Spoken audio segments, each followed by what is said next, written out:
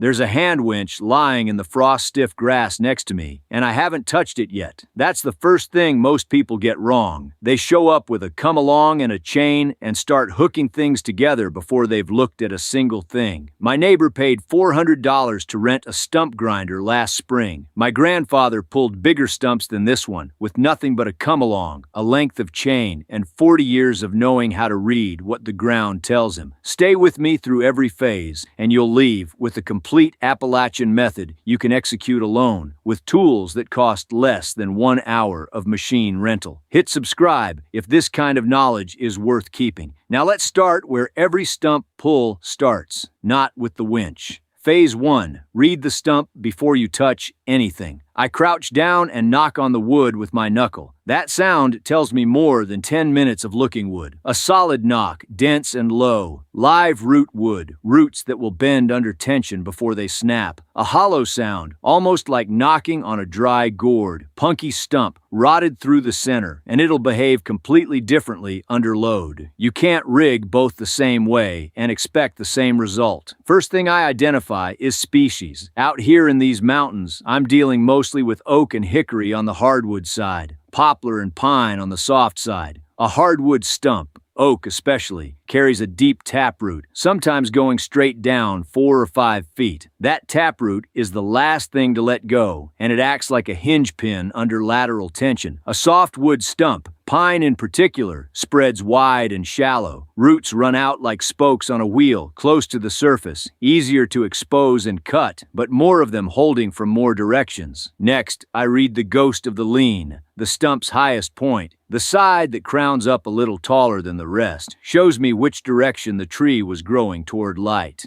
That's your pull direction. A tree leans the way it grew, and its root system compensates on the opposite side. Pull with the lean and you're working with the root geometry. Pull against it and you're fighting the heaviest part of the system. Then I look at the soil. Rocky ground means roots went wide and shallow. They'll cut easier, but there are more of them. Clay holds tight. Wet clay releases faster than dry, which matters in phase 6. Sandy loam is the most forgiving, roots releasing cleaner, and the soil breaking away from the pull. On the uphill side of this stump, I can already see 2 roots bowing slightly out of the ground from years of slope tension. The stump is already showing me its weak side. That's where I'll point the winch. A machine operator doesn't see any of this. He drives up and grinds regardless of what's underneath. My method starts with 5 minutes of crouching in the dirt that most people aren't willing to do. Once you know which way the stump wants to go, you need something solid to pull against, and that choice carries just as much weight as anything else in this process.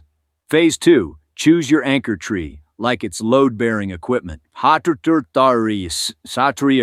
Because it is. I've seen men wrap a chain around the nearest tree without a second look and watch that tree leaning by afternoon, root ball lifting, bark crushed where the chain bit in. The anchor tree is a structural component of this system. Size first. The anchor should be at least as large in diameter as the stump, preferably larger. Living hardwood, rooted firmly on level or uphill ground. No dead trees, no leaning trees, nothing with soft rot at the base. I push on a candidate with my shoulder before I wrap a strap around it. If it gives, I keep walking. Distance matters more than most people realize. The farther your anchor from the stump, the better your mechanical advantage on a come-along. I want 15 to 20 feet minimum. More is better. A short, steep cable is fighting geometry the whole time. If my anchor tree isn't lined up behind my pull direction, I use a redirect, a second fixed point with a pulley or chain loop that changes the cable angle without loading a weaker tree with the full force. A few minutes of setup, and the system stays honest. Always protect the bark. A wide nylon tree saver strap, not bare chain. Bare chain on live bark under high tension crushes the cambium, the thin living layer that carries water and nutrients up the tree. I watched a neighbor kill a healthy white oak that way. Looked fine for a season, then stopped leafing out. Dead in 2 years. A tree saver strap costs $12 and distributes the load across 4 or 5 inches of bark instead of concentrating it on a chain link. With the anchor set and pull direction known, you could hook up the winch now. Most people do. Most people are wrong. There's one more phase that needs to happen first, and skipping it is the most common reason a stump pull fails or takes 3 times as long as it should.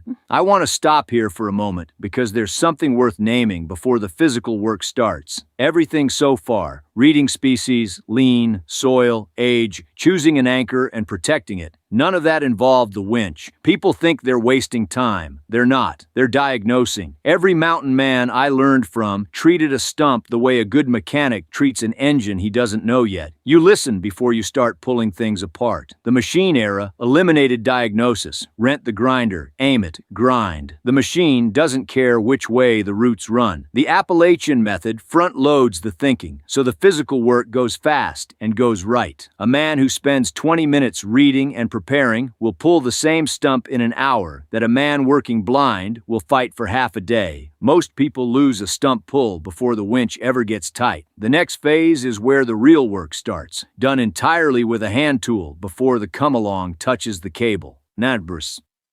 Phase 3. Clear the collar before you apply a single pound of tension.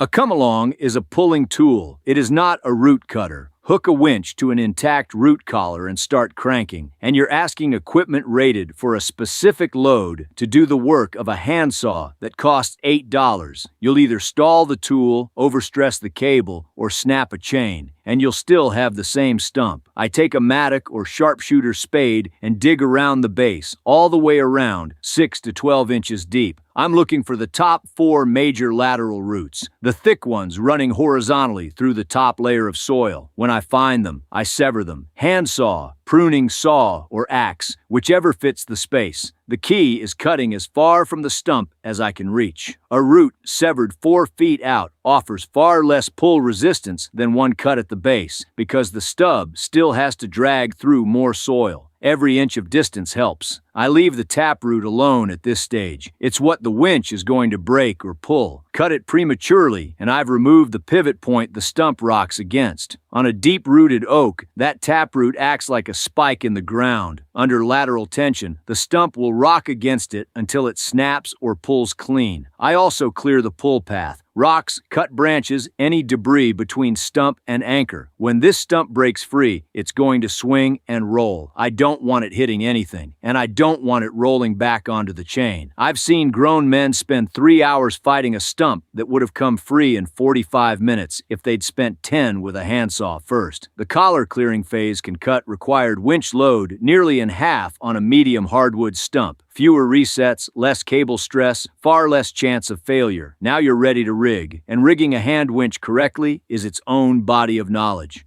Phase 4. The come-along is only as smart as the man who rigs it.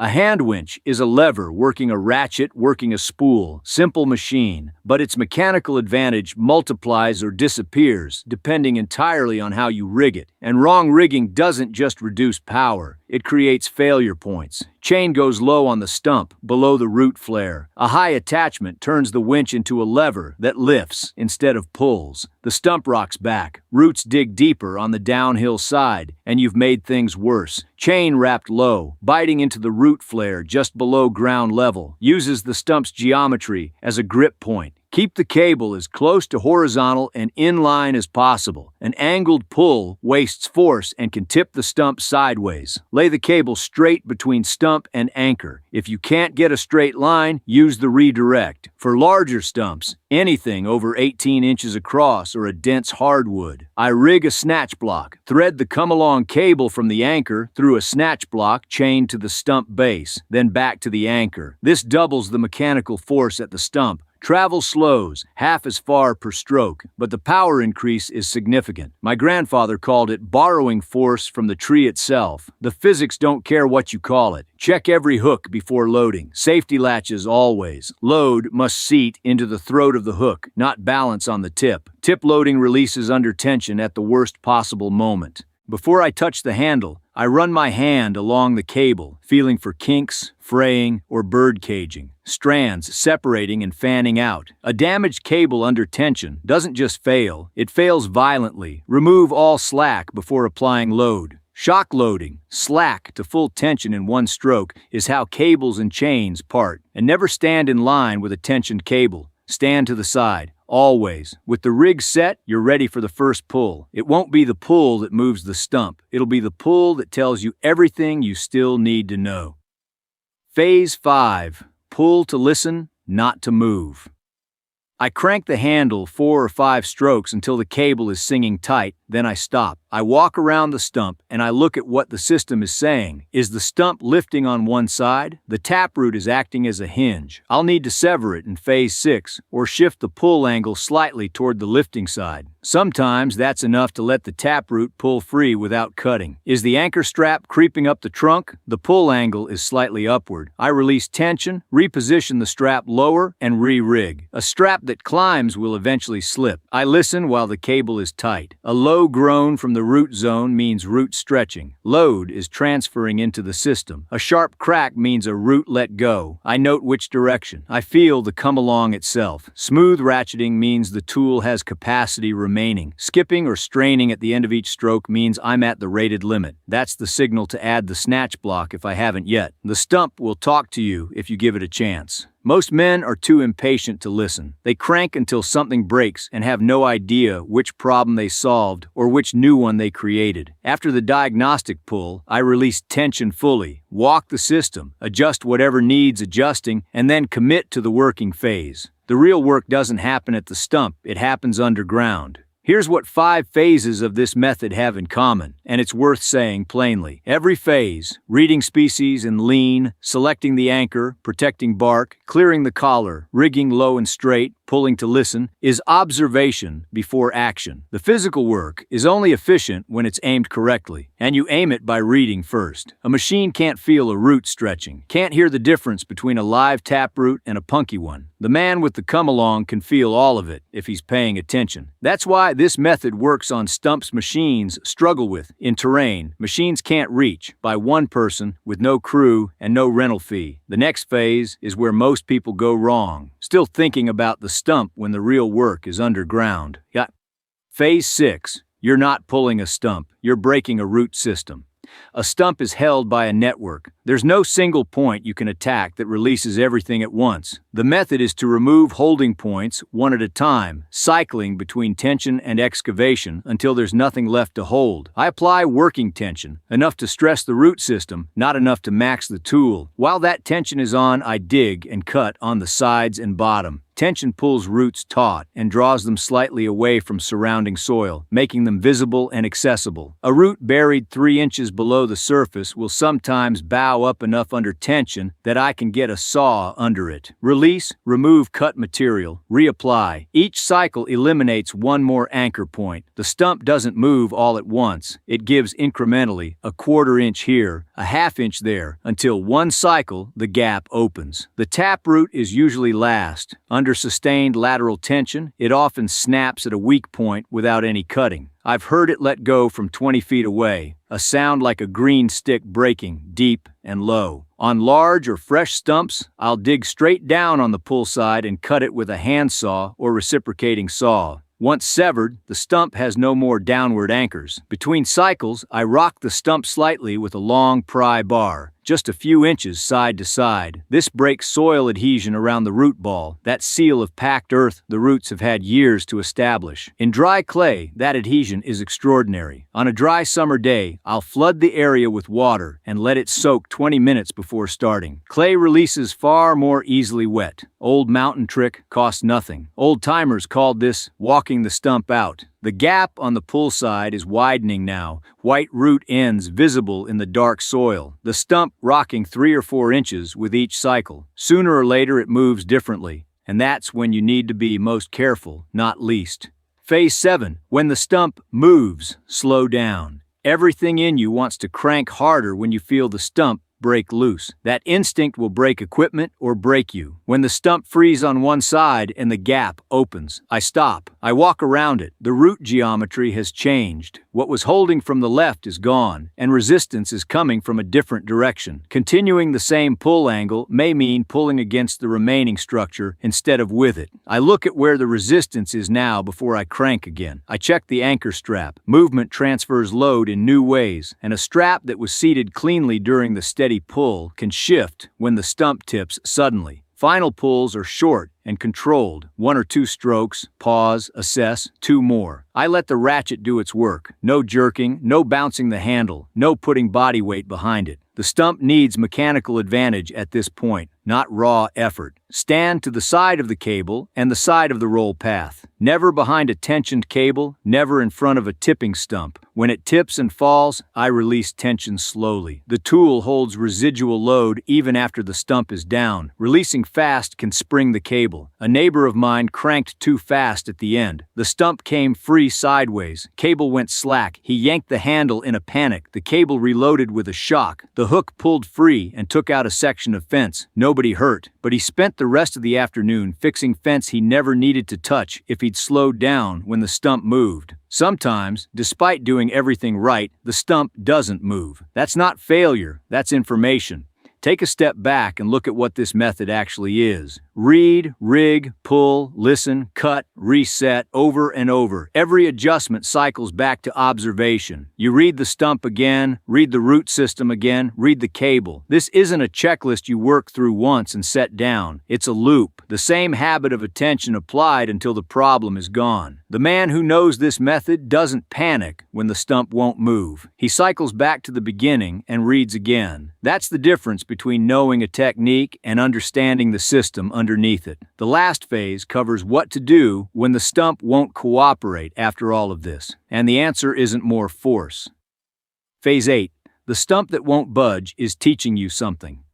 A stump that won't move under correct rigging, cleared collar, and multiple tension cycles is being specific. There are 3 things that can keep it in the ground at this point, and each has a direct answer. The first is a root you missed. Somewhere below where you dug, there's a lateral still anchored, usually running perpendicular to your pull, which is why the tension didn't expose it. Go back with the mattock. Dig deeper on the sides. A single uncut lateral the diameter of your wrist can hold a medium stump against the full force of a rigged come-along. The second is the wrong pull direction. Some stumps have a dominant structural root running opposite to your pull, and no force in the wrong direction overcomes a root that's essentially an anchor line going the other way. If the stump won't rock even a 1/4 inch, shift your anchor point 20 or 30 degrees. Sometimes a small angle change finds the path the stump was hiding from you. The third is load. Some stumps are beyond what a single come-along can move in one session. The answer isn't a bigger machine, it's a compound rig, or it's time. 2 come-alongs in series, or a block and tackle added before the come-along in the system. Or you walk away. I pulled a stump on the 3rd season after first attempting it. First year I moved it 3 inches and left it. Drove a copper nail into the base. Copper interferes with the root system's water uptake through the cambium, and let the seasons work. Second spring I came back, cleared a few more roots, moved it further. Third spring, 2 cycles with the come-along and the root ball came out clean as a pulled tooth.